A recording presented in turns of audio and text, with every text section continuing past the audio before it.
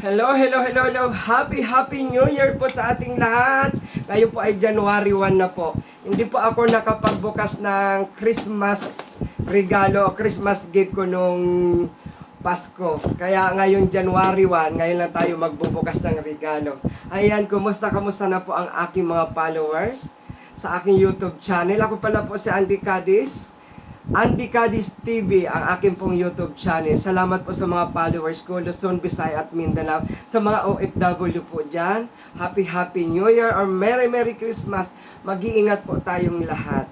Ayan, ngayon lang tayo makakapagbukas po ng regalo. Kaya ayan, sinishare ko po sa inyo. Kayo po ba'y nakapagbukas na ng regalo?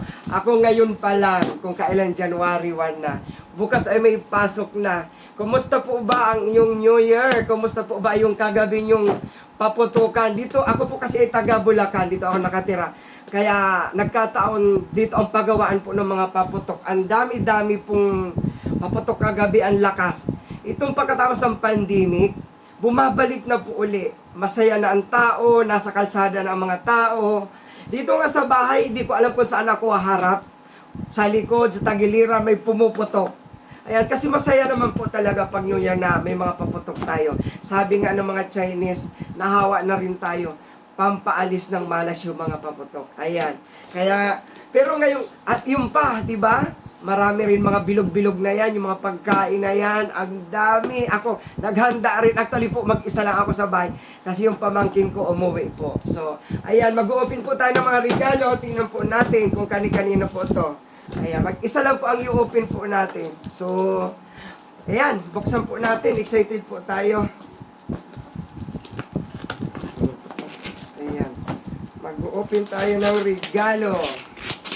Ay, gamit.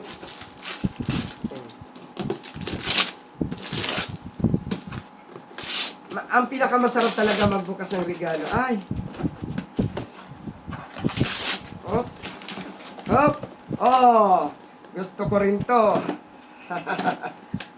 Hop! Ay, sit ng plato. Ayan. Ang nakuha po natin ay plato. Ayan. Oh. Anong brand to?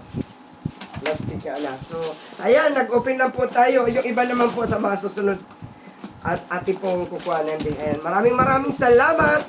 Happy New Year po sa ating lahat. Ingat po tayo. God bless everyone. Salamat.